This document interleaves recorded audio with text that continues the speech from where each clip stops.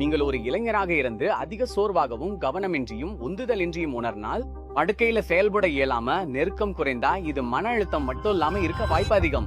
28 வயசான ஒரு IT ஊழியர் என்னிடம் வந்தார். அவர் நலமான, புகைப்பிடிக்காத, உடற்பயிற்சி செய்பவர். ஆனா அவருடைய டெஸ்டோஸ்டெரான் அளவு சாதாரணமாக 50களின் இறுதி ஆண்களில் காணப்படும் அளவா இருந்தது. அவருக்கு ஆச்சரியம் நோயறிதல் அல்ல, யாரை அணுக வேண்டும் என்று தெரியாததே அவருக்கு ஆச்சரியம். இன்றைய ஆண்களின் ஆரோக்கியம் குறித்த உண்மை நிலை இதுதான். குழந்தைங்களுக்கு குழந்தை மருத்துவர் இருக்கிறார், பெண்களுக்கு மகப்பேறு மருத்துவர் இருக்கிறார். ஆனா ஆண்களுக்கு உண்மையில தனிப்பட்ட ஒரு துறை இல்ல, அல்லது சாதாரண மக்களுக்கு இது தெரிவதில்லை. பல ஆண்களுக்கு அறிகுறிகள் அதிகமாகும் வரை எங்கு தொடங்குவதென தெரியாது. பிரச்சனை கடுமையாகி அதை புறக்கணிக்க முடியாம போகிறது. நான் இதை ஒவ்வொரு வாரமும் பார்க்கிறேன். ஆண்கள் எங்களிடம் தாமதமாக வருகிறார்கள்.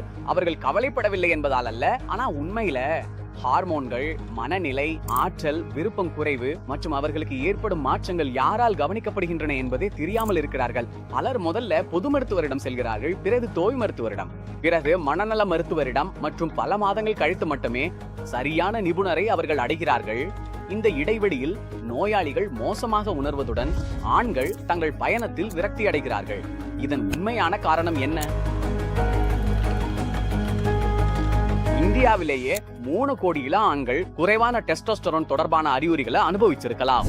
ஆனா இதற்கு முக்கிய காரணம் அவர்களது கட்டுப்பாட்டில் இல்லாத சில காரணிகள் தான். போன்றவை ஷிஃப்ட் வேலை, கடுமையான வேலை நேரம், இரவு அழைப்புகள், மிகுந்த மன அழுத்தம் கொண்ட வேலை, மாசு, ஜங்கு மற்றும் பதப்படுத்தப்பட்ட உணவுகள், சுறுசுறுப்பற்ற சோம்பேறித்தனமான வாழ்க்கை முறை. இப்போது உங்கள் வேலை நேரங்களையோ மற்றும் டெட்லைன் கொடுக்கும் உங்கள் மேலாளரையோ உங்களால கட்டுப்படுத்த முடியாது. இந்த மாற்றங்களை எவ்வளவு விரைவாக கண்டறிவதென கட்டுப்படுத்தலாம். இதனால் உங்கள் உடல் எப்போது பாதிப்படைவதை புரிந்து கொள்ளுங்கள். உங்கள் உடலின் உயிரியல் அமைப்பை நீங்கள் எவ்வளவு விரைவாக புரிந்து கொள்கிறீர்களோ அவ்வளவு நல்ல முடிவுகளை பெற முடியும்.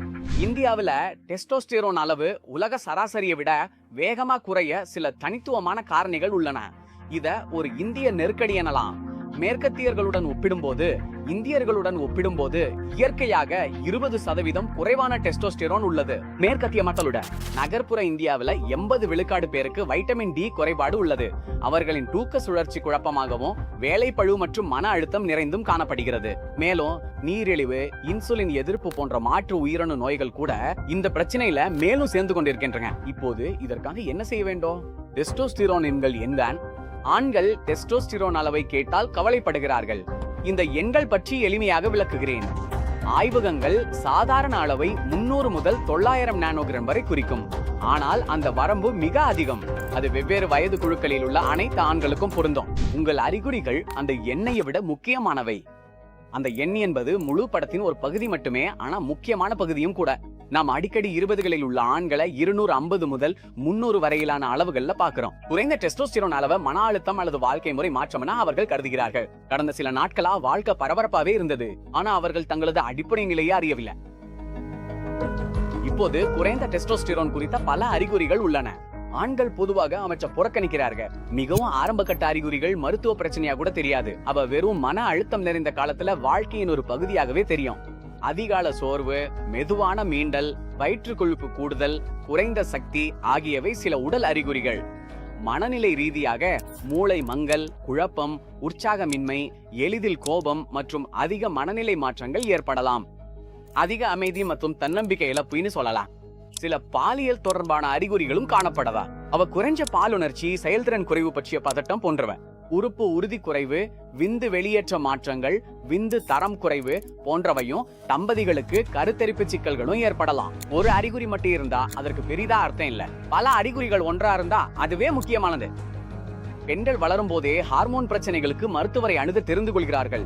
ஆனா ஆண்களுக்கு அவர்களின் ஹார்மோன்கள் அல்லது பாலியல் ஆரோக்கிய பிரச்சனைகளை எப்படி கையாள்வது என்று யாரும் விளக்குவதில்லை. இத பற்றி நீங்கள் என்ன செய்யலாம்? ஒவ்வொரு பயணத்திலையும் முதல் படி சரியான மருத்துவரை அணுகுவதே. ஆகவே உங்களுக்காக ஒரு ஆணா இருந்தா அது ஒரு எண்டோக்ரைனாலஜிஸ்டா இருக்கலாம், அது ஒரு ஆண்ட்ராலஜிஸ்ட் அல்லது ஆண்களின் ஆரோக்கிய பிரச்சனைகள்ல பயிற்சி பெற்ற ஒரு யூராலஜிஸ்ட் ஆகியவர்களா இருக்கலாம். அவர்கள் இந்த பிரச்சனைகளை மிகச்சிறந்த முறையில கண்டறிந்து சரி செய்ய முடியும். இந்த பயணத்துல 2வது படி உங்கள் மருத்துவர் உங்களை மதிப்பீடு செய்து உங்கள் பிரச்சனையை புரிஞ்சுக்கிட்ட பிறகு காரணத்தை கண்டறிவார். உங்களுக்கு சில பரிசோதனைகள் எழுதுவதன் மூலம் இந்த பரிசோதனைகள் அனைத்தும் அல்லது அவற்றில் சில அடங்கும். மொத்த டெஸ்டோஸ்டெரோன் இது காலை நேர மாதிரியாகும். இலவச டெஸ்டோஸ்டிரோன் அளவுகள் LH மற்றும் FSH இது லூட்டினைசிங் ஹார்மோன் என்பதை குறிக்கும். மற்றும் follicle stimulating hormone, vitamin D அளவுகள், வைட்டமின் B12 அளவுகள், உங்க தைராய்டு பேனல், உங்க ரத்த சர்க்கரை அளவுகள், மேலும் உங்கள் முழு லிபிட் பேனலும் அடங்கும். இப்போது உங்கள் மருத்துவர் இந்த பரிசோதனைகள் அனைத்தையும் அவசியம் எழுதுவார்னு இல்ல. ஆனா இந்த பரிசோதனைகள்ல சில அல்லது சிலவற்றின் கலவை மிகவும் முக்கியமானவை. மூன்றாவது படி உங்கள் கட்டுப்பாட்டில் உள்ள காரணிகள் என்ன என்பதை பற்றியது. தொடர்ச்சியான தூக்கம், விரைவில் தூங்குவது, விரைவில் எழுவது, காலை நேர சூரிய ஒளிய போதுமான அளவு பெறுவது, உங்கள் எடையை கட்டுப்படுத்தி கொழுப்பை குறைப்பது மற்றும் கழிவுகளை கட்டுப்பாட்டில் வைத்திருப்பதை உறுதி செய்தல், உங்கள் மன அழுத்தத்தை குறைத்தல், உங்கள் ஜிம் நண்பர் கொடுத்துள்ள வெளிப்புற ஸ்டீராய்டுகளை தவிர்ப்பது மற்றும் மதுபானத்தை அளவோடு மட்டுமே உட்கொள்வது, புகைப்பிடிப்பதை முற்றிலும் நிறுத்துவது.